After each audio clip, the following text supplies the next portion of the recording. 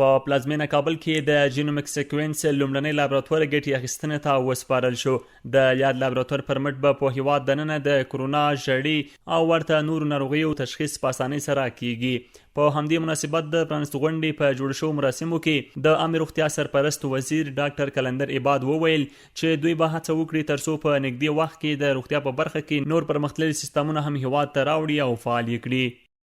نن ډیر زیات خوښ یم، ډیر زیات خوشحاله یم چې زه د خپل ځان تر شا داسې یو بورډ وینم چې په هغه کې د جینومیک یا د جین سیکوینسینګ په رابطه باندې یو لوحه لګېدلې ده.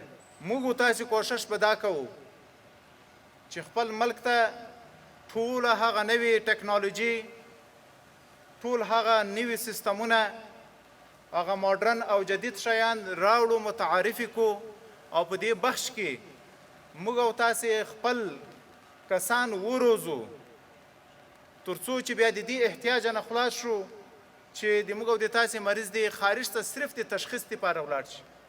د جینومیک سیکوینس یاد لابراتوار چې د روغتیا نړیوال سازمان په مالی لګښت جوړ شوی، د مسؤلینو په خبره چې د یاد مرکز په جوړېدو یې $3.5 لک لګولي دي. دوی دغه راز زیاتوي چې د روغتیا نړیوال سازمان ژمن دی چې له دغه هیواد سره د روغتیا په برخه کې خپل مرستو ته دوام ورکړي.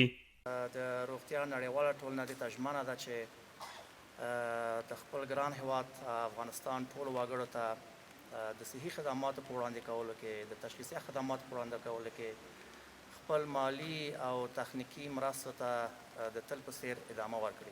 تقریبا په دې باندې خو مختلف ماشینونه راغلي دي، د پی سی آر لپاره راغلي دي، سیکوینسینګ لپاره موږ تقریبا 2 ماشینونه لرو چې یو فعال فعاله ده او یو چې دا به په راتلونکي وختو کې ان شاء الله هغه هم فعال شي. نو تقریبا ټول ظرفیت د $3.5 لک پورې مصرف راغلی دی. د افغانستان د عامه روغتیا وزارت د تشخیصي برخې مشر ډاکټر احمد ناصر حنیفي وایي چې د یاد لابراتوار په فعالېدو به هیوادوالو ته ډېرې اسانتیاوې رامنځته شي.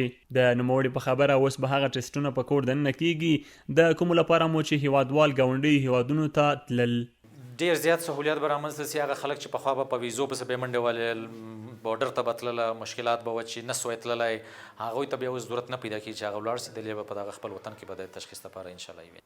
د یادونې وړ ده چې ډیری افغان ناروغان اوس د عادي معایناتو لپاره هم بهرنیو هیوادونو ته ځي، خو د جینومیک سیکوینس لابراتوار د فعالېدو په مرسته به اوس ډیری هغه معاینات چې له هیواده بهر یې نمونې لګل کېدي او یا هم د دې ډول معایناتو لپاره ناروغان بهرنیو هیوادونو ته تلل، اوس ورته په کور دننه دا زمینه برابره شوه.